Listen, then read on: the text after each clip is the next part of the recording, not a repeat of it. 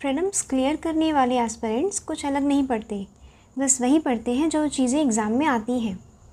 ये है prelims factual series, जहाँ हर संडे आपको मिलेंगे प्रीलिम्स के फैक्ट्स एंड वैल्यू एडिशंस जो करंट अफेयर के चुनिंदा टॉपिक्स से डिराइव्ड हैं।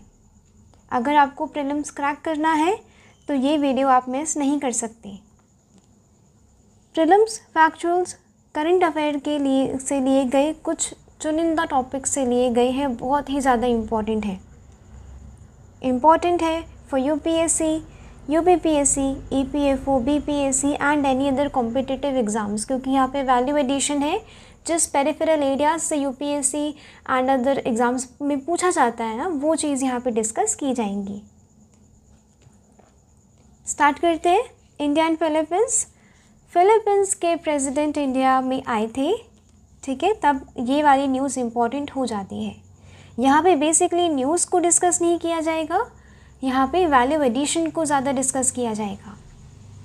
प्रीलिम्स रिलेटेड ये first bilateral naval drill conduct कर रहे हैं इंडिया एंड फिलीपींस। कहाँ पे? साउथ चाइना सी में। कहाँ पे? स्कार्बोरो शोल के पास। इसीलिए इम्पॉर्टेंट हो जाता है terms in news. Terms in news क्या है? स्कार्बोरो शोल। स्कार्बोरो शोल क्या है? ये कॉन्टेस्टेड टेरिटरी है in the South China Sea, claimed by both China and Philippines. दोनों के एक्सक्लूसिव इकोनॉमिक जोन के अंदर ये आता है। दोनों इस टेरिटरी को क्लेम करते हैं। वहीं पे एक प्रीलिम्स से रिलेटेड फैक्ट मिला था, विज़न महासागर क्या है? ये इंडिया का मैरीटाइम कोऑपरेशन विज़न है इन द इंडो पैसिफिक। याद रखिएगा, स्टेटमेंट में घुमा के ये लोग पूछेंगे कि इंडियन ओशन है, नो। विज़न महासागर क्या है? इंडो पैसिफिक के बीच में क्या करनी है? मैरीटाइम कोऑपरेशन को बढ़ाना है। This is स्कार्बोरो shawl.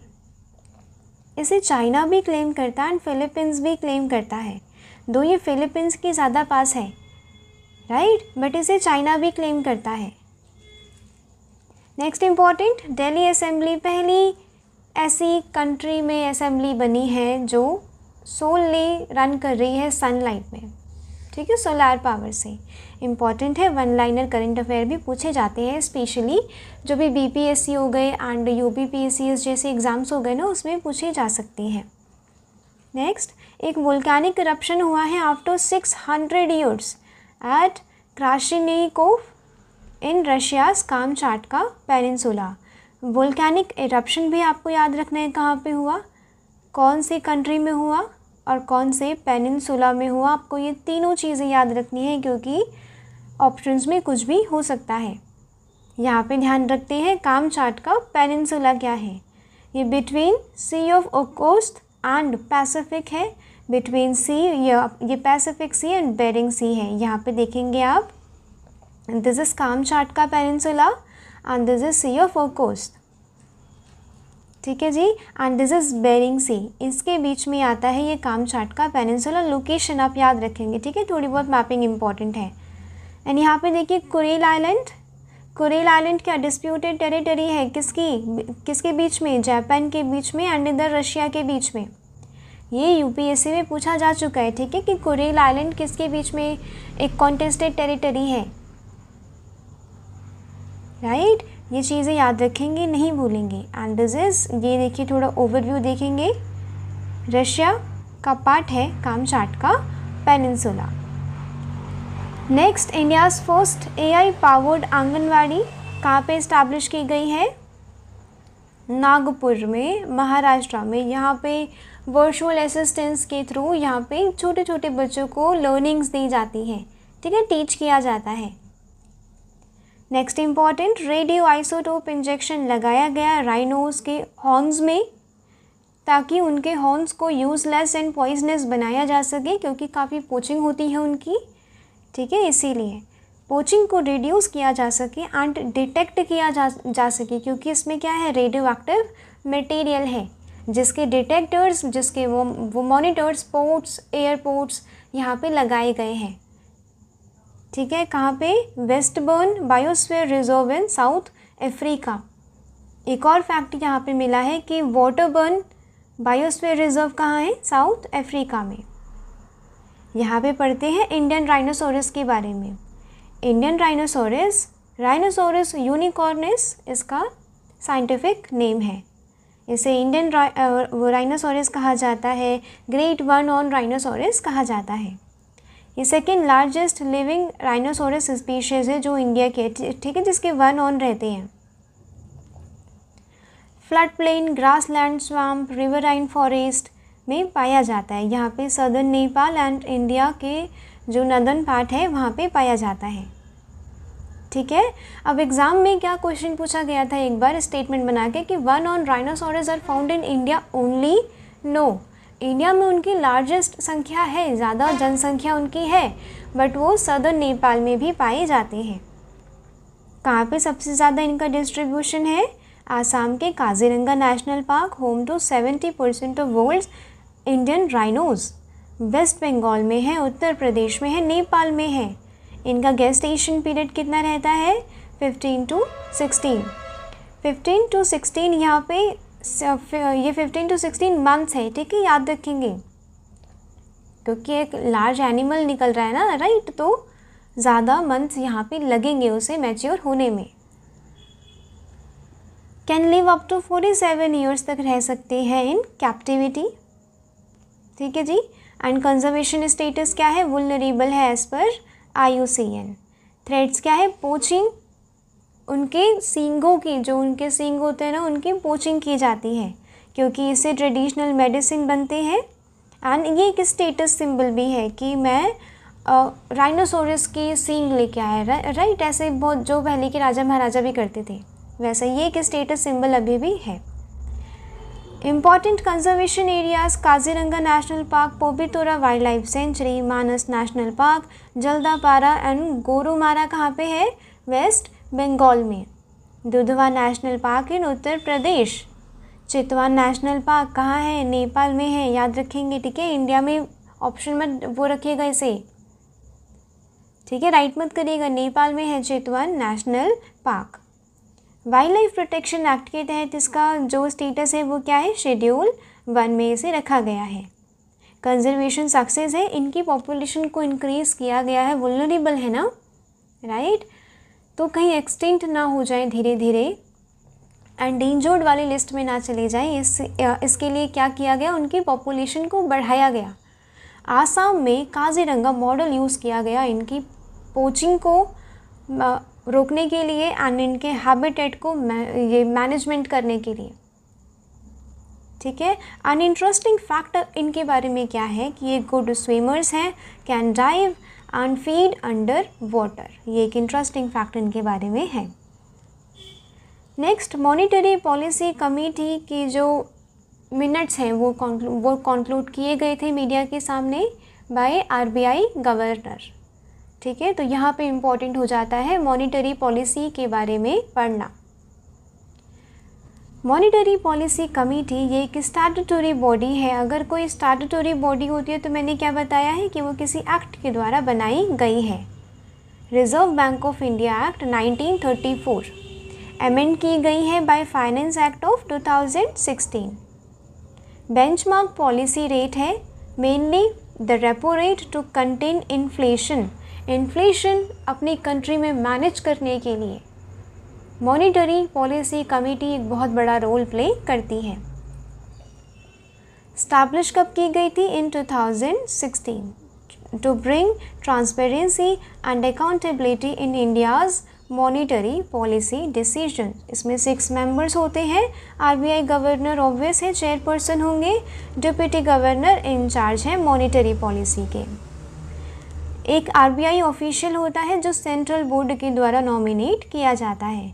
3 external members होते हैं जो सेंट्रल गवर्नमेंट के द्वारा चुने जाते हैं, जो एक्सपर्ट्स होते हैं कहाँ से? इकोनॉमिक्स से, बैंकिंग एंड फाइनेंस से।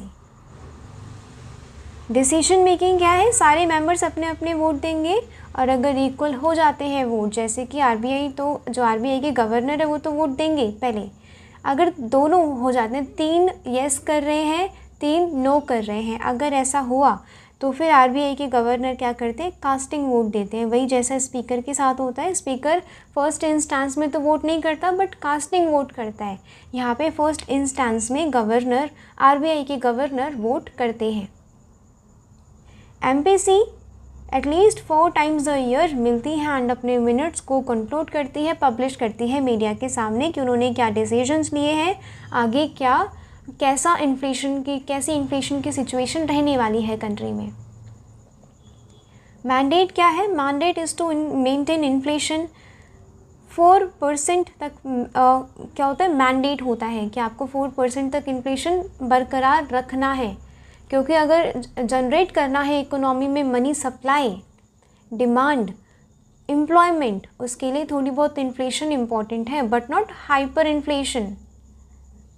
ठीक है, यहाँ पे ±2 के टॉलरेंस बैंड में रखा गया है 4% को। SCO स्टैंड, ये क्या है? अब यहाँ पे SCO की मीटिंग होने वाली थी, मीटिंग होने वाली है अभी, कब? अगस्त सितंबर में हो जाएगी अभी मीटिंग। तो ये एक दिन न्यूज़ में था, तो यहाँ पे इम्पोर्टेंट हो जाता है शंघाई कोऑपरेशन ऑर्गेनाइजेशन के बारे में पढ़ना। ये क्या है? ये एक inter governmental political, economic and security alliance है। 2001 में इसे बनाया गया था by Kazakhstan, China, Kyrgyzstan, Russia, Uzbekistan and Tajikistan. Countries याद रखेंगे, ऑप्शंस में पूछा जा सकता है। फर्स्ट समिट इसका कहाँ हुआ था? शंघाई, चाइना में इन 2001।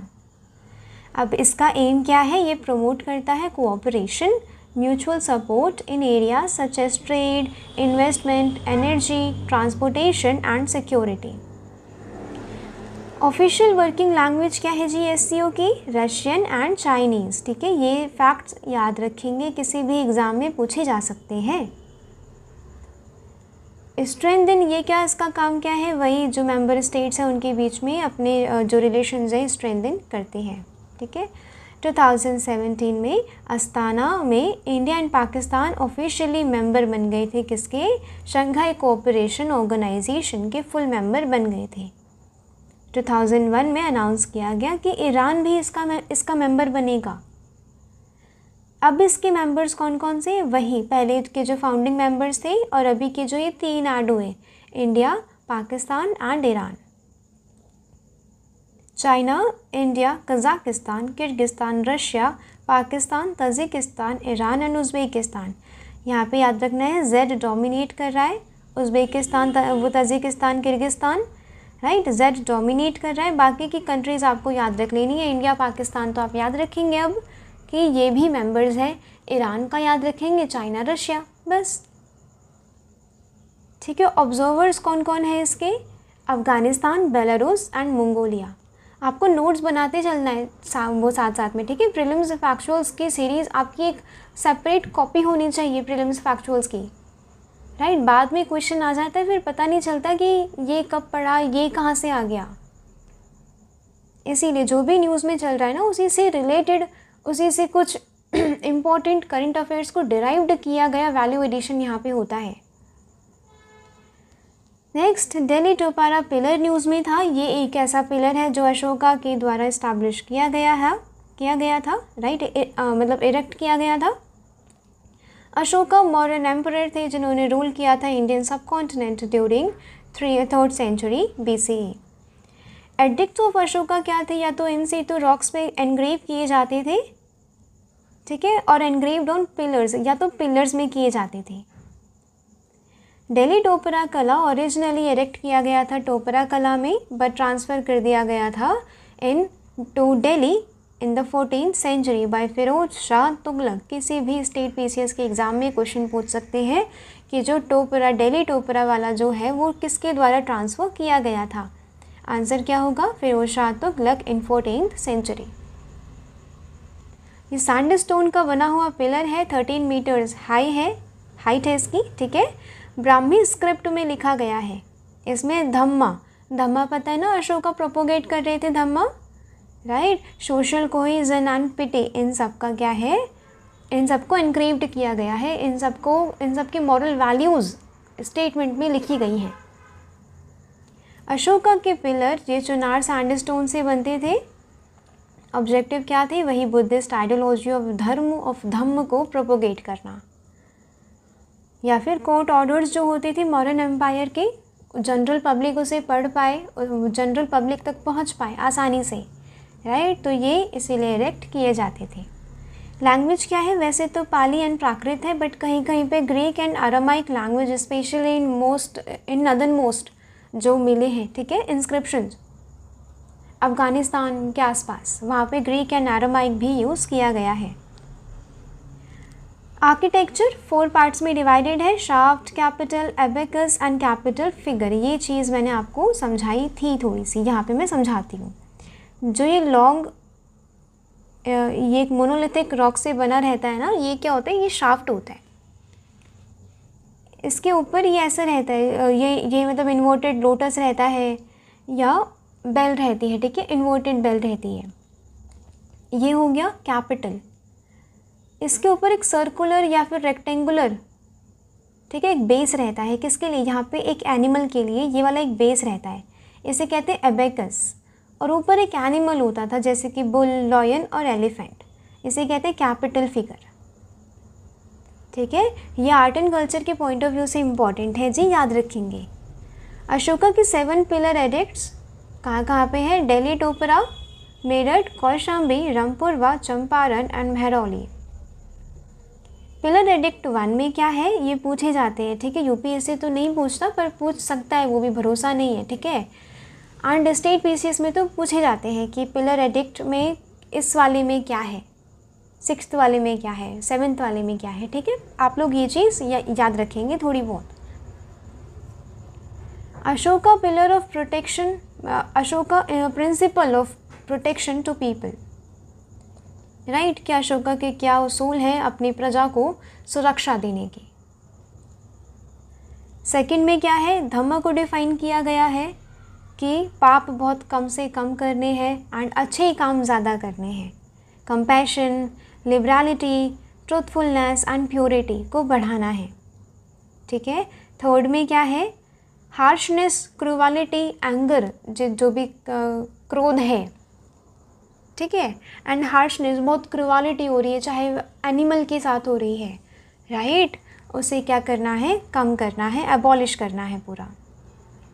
फोर्थ में क्या कहा गया है, ड्यूटीज़ ऑफ रजुक्स। रजुक्स क्या, लोकल एडमिनिस्ट्रेटर्स थे, उनकी ड्यूटीज़ यहाँ पे मेंशन की गई हैं पिलर एडिक्ट कौन से वाले में, 4th वाले में, ठीक है जी। नेक्स्ट 5th वाले में क्या है, उन एनिमल एंड बर्ड्स के नाम हैं जो जिन्हें नहीं मारना चाहिए। वहीं अनदर लिस्ट में क्या है, जिन्हें नहीं मार सकते किसी भी कीमत पर, ठीक है। 6th में क्या है, धम्मा पॉलिसी को बताया गया है। 7th में अशोक के द्वारा जो भी काम किए गए हैं धम्मा पॉलिसी को प्रोपोगेट करने के लिए, वो लिखा गया है।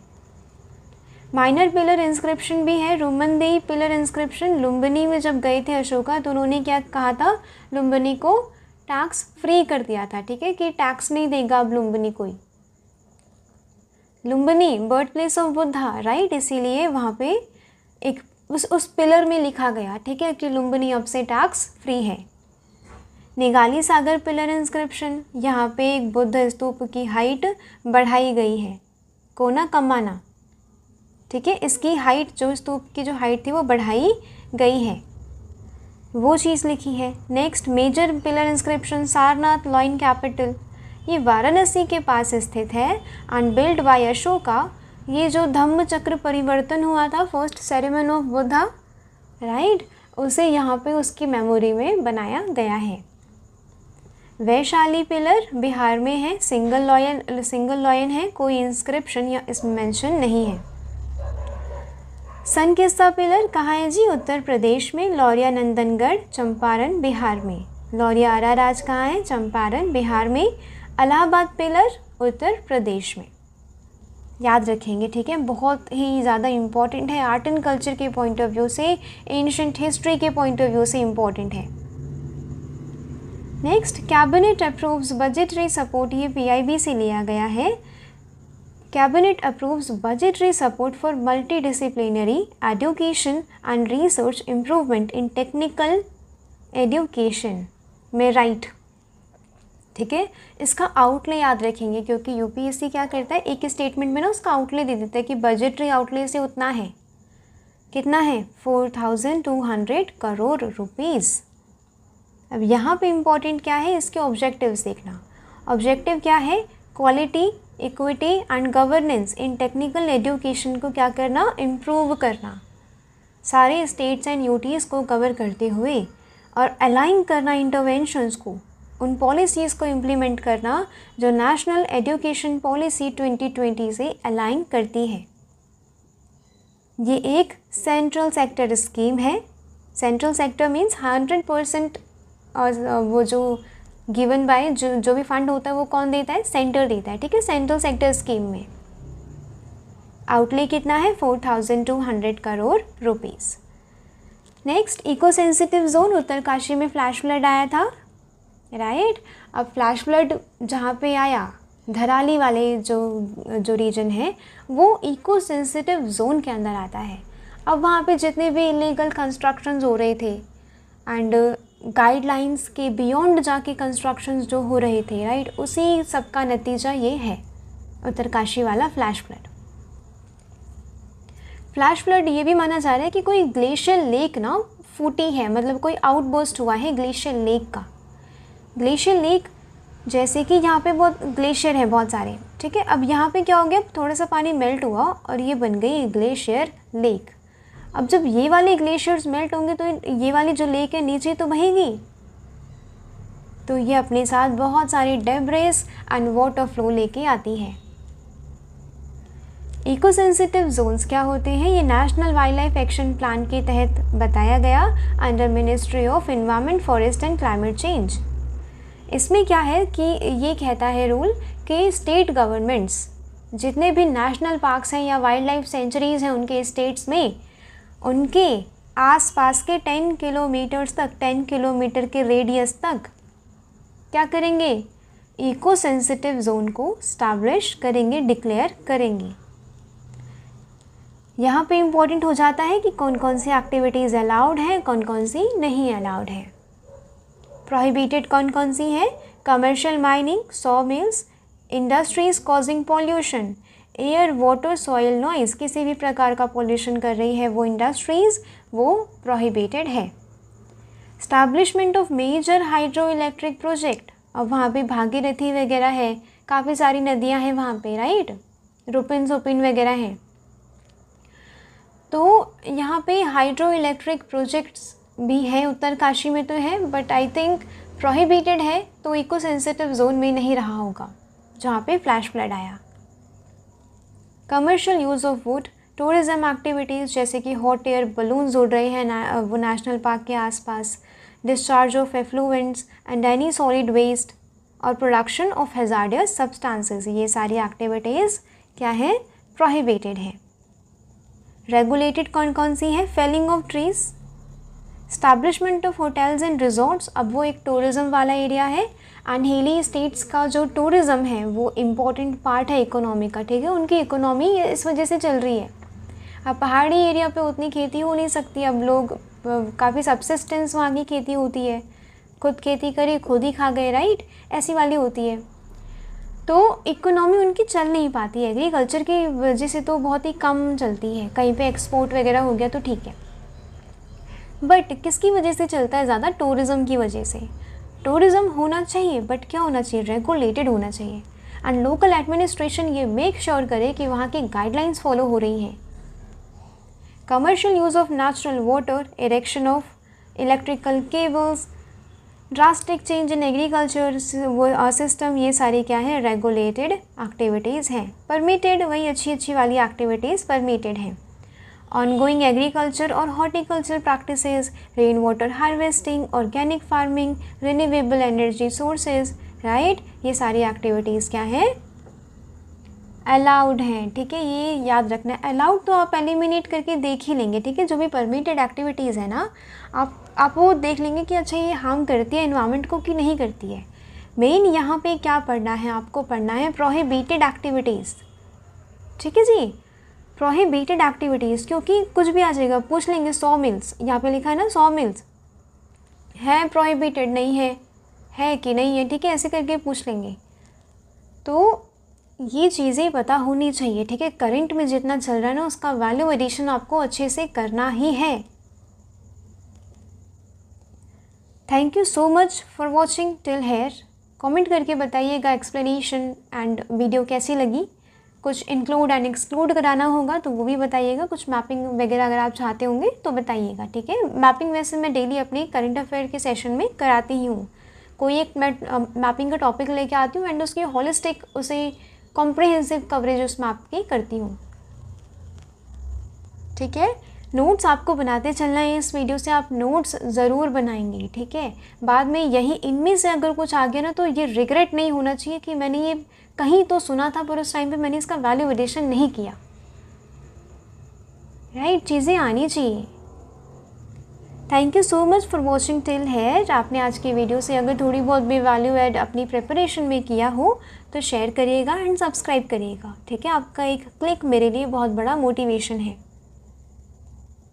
तो मिलते हैं अगले संडे। ये जो प्रीलिम्स फैक्चुअल की सीरीज़ है ना, ये हर संडे आती है, ठीक है जी। तब तक आप ये पढ़ते रहिएगा एंड डेली न्यूज़ एनालिसिस देखते रहिएगा, ठीक है, वो भी बहुत इम्पॉर्टेंट है। तो मिलते हैं अगले संडे, तब तक के लिए ध्यान रखिएगा अपना। जय हिंद।